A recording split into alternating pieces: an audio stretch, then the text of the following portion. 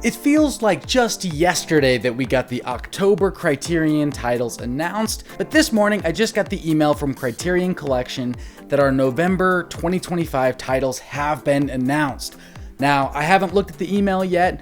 I'm sure many of you guys at home have gotten that email, but let's go through it together and I'll give you my kind of live reaction as we talk about these titles. So first off, November is usually the time of year that Barnes & Noble does its big 50% off sale for Criterion Collection. So November tends to be a pretty big month for Criterion releases. I expect to see a couple of things. I opened the email and I saw the very first title, and I will say I was impressed at the caliber of the title that's being released here first. So let's pull up the email. Let's talk about them.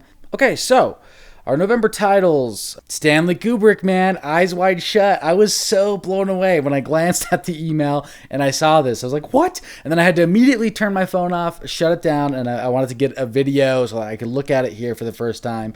But Eyes Wide Shut is coming to Criterion Collection, Kubrick's last film. And, Tom Cruise, Nicole Kidman. I've actually never seen this movie, so I'm kind of working my way through some Kubricks I've never seen. And I'm pretty stoked this is coming to Criterion because, knowing me, I'm probably just going to blind buy this movie and we'll watch it for the first time on Criterion.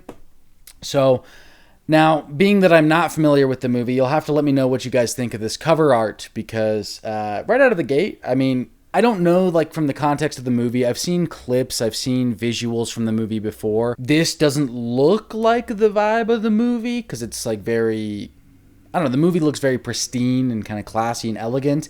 And this has a very stark red, blue, contrasty, vibrant cover art here, which I wouldn't have expected for this. Let's see. I don't want to make you guys go through all this. So yeah, the 4K. I'm curious what its special features. It looks like the unfinished films of Stanley Kubrick, the Lost Kubrick documentary here. Kubrick Remembered. Yeah, this is going to have a lot of great special features on it, and an essay by author Megan Abbott in the booklet. So that'll be interesting to read. But yeah, another Kubrick here. I'm trying to think how many Kubricks are in the collection. Not a whole lot. Let's double check. We'll click the link here. Obviously, Barry Lyndon is a Kubrick. Oh yeah, there's 7. There's Dr. Strangelove, The Killing, Paths of Glory, Spartacus. I guess the 7th is just whatever's in CC 40, which I think is Dr. Strangelove. Sweet. Okay. I'm very excited for that one, as I'm sure many of you guys are. That'll be during that November sale, so we'll get it for 50% off if you go at that time. See what's next. So 1953, Elle. Never heard of this movie. A film by Luis Buñuel. Spanish surrealist master Luis Buñuel's fiendish tale of love gone wrong is among the most perverse and unsettling films he made during his 2 decades of exile in Mexico. Folding his own neurosis into an adaptation of Mercedes Pinto's autobiographical novel, Buñuel crafts an expressionist. Oh my God. Elle stands as the director's greatest excursion into melodrama, a vivid portrayal of society's inability to restrain the irrational urges of the human ID. Wow, that actually sounds fascinating. And a 1953 picture from Mexico. I'd be very, I don't know if I've seen a 50s film from Mexico, so this would be, actually this sounds very intriguing to me. I don't know anything about this movie, but I'm very interested. This is one that I may end up blind buying at some point. It sounds very much up my alley. So let me know if anyone's seen that one. That's a new one for me. House Party, a film by Reginald Hudlin. This is from, 1990? Let's take a look. Never heard of this film either. Okay, in this dazzling, imaginative teen comedy, the breakthrough feature debut by writer-director Reginald Hudlin, hip-hop duo Kid and Play bring their star power to the big screen as an aspiring MC is preparing for the party of the year. When Kid's father forbids him from attending Play's party, Kid sneaks out anyway, kicking off a wild night full of dance-offs and rap battles, run-ins with bullies and cops, and a bit of a romance. Nice. I love coming-of-age movies. It sounds like a coming-of-age movie. Sounds like a day in the life kind of movie where it just takes place during one house party, one night. A little bit like Superbad, honestly. It kind of sounds like that type of vibe.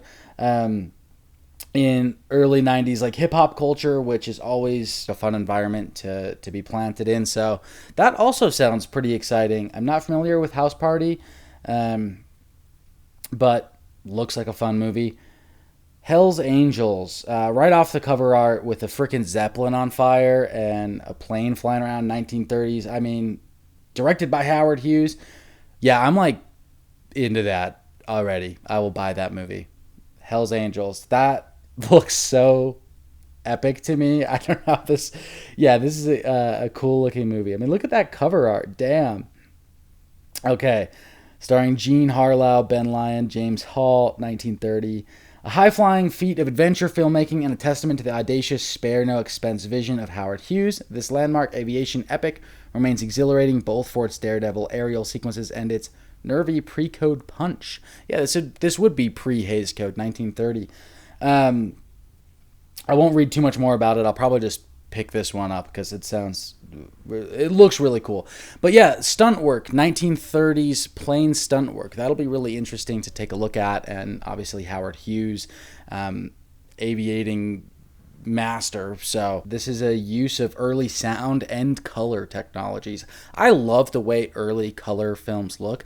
1930 though, that's crazy. I didn't realize there were films in color from 1930. Like, I thought some of the first ones were like The Adventures of Robin Hood, which is like 34, I think. The Wizard of Oz, obviously. But yeah, so this is one of the earliest. I mean, maybe those are the first Technicolor. And this was just like an early use of color, because Technicolor is like a brand. So I don't know, but don't come at me in the comments for not knowing specifics about the history of color there. But this feels like a really, really early use of color, 1930. It looks like the movie's in both black and white and color, so maybe it's just some scenes. Either way, though, I do love the way that those early color films look. There's just something ethereal and dreamy about them because the color's just not quite right, but it almost is more magical. It feels more cinematic because of that. And black and white feels the same way for me. It's like you're kind of stepping into this other world. So I really like when movies just take you outside of what you're familiar with, and those old color films do that. So yeah, spare no expense visuals. This is just like, this sounds sick. Moving down, Breakfast Club 4K. Wow, really glad I didn't buy this. I thought about buying this recently because Vanessa, my wife, has never seen it, and it's kind of a coming of age staple and classic. So we thought about watching this. I'll probably wait till November. I'll get it for the 50% off sale on 4K, and then we'll watch that one together. So that's exciting.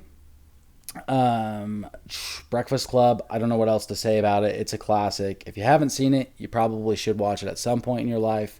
It's been a while since I've watched it, but I watched it a lot growing up. My family, we had the VHS copy. So I don't know if I've ever seen it on DVD, Blu-ray, it's been forever. I saw it like multiple times in my childhood. So I'm looking forward to that. Emilio Estevez, classic. Burden of Dreams. Okay. Let's take a look at this. This might just be, I would assume, another 4K upgrade of something, but I haven't heard of this movie.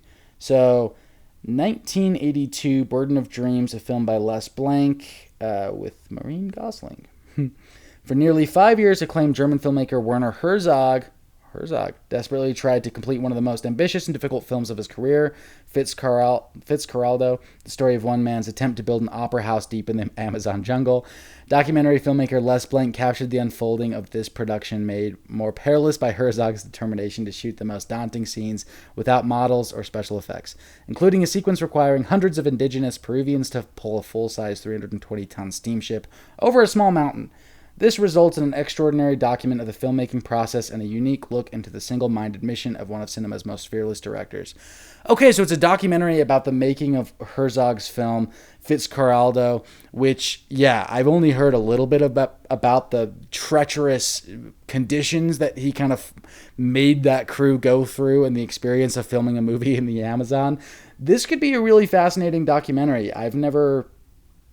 Spine number 287. So this is an old film that probably maybe didn't even receive a DVD release. Let's take a look and see on Criterion's website. Yeah, obviously it had the DVD because spine number 237. The spine number started when they were making the DVD, so obviously it had that, but it never had the Blu-ray. So this one hasn't been upgraded in forever. So this has been a long time coming. Exciting. So that's interesting to me. I don't know if I'll buy it, but I do want to see it. It's hard to want to buy a documentary because I feel like documentaries are not as rewatchable for me, but especially blind buying one. But that sounds like a really fascinating movie. I love movies about making movies, or documentaries, I should say, about making movies. Okay, and then we kind of knew this one was coming. This is Eclipse series, Abbas Kiarostami, which is going to be 17 films. This is early shorts and features by the filmmaker Abbas Kiarostami, Iranian director. So we've kind of talked about this before once on the channel. This should be fascinating. I'm excited for this. Here's the official price point. So it looks like $69.95. So 50% off would be about $35 for an Eclipse series box set that includes 17 films. So it seems like a pretty good price. That's kind of the whole Eclipse brand, is more affordable collections of really kind of lost or forgotten films, deep cuts by certain filmmakers that we might be familiar with, or just things that, there's kind of a mission to preserve these films. So Eclipse is really cool. I'm excited to see what else comes out from them. But yeah, that's basically it. That's the whole list, guys. A lot of huge titles there. I'm most excited for Eyes Wide Shut and Hell's Angels, if I'm being honest. But yeah, always a good day when you get to wake up to some Criterion email that's talking about its next releases. I feel like this is a great list. Stuff I wasn't really familiar with, but exciting stuff, that's for sure. But yeah, let me know what your guys' thoughts are in the comments below. What movies are you most excited for that are coming out in that November slate? And if you're new to the channel, please subscribe. I've got a bunch of videos about physical media collecting in general, and also I do movie reviews and video essays about film. So check it out, hit like, subscribe. I love you all, and we'll catch you in the next one.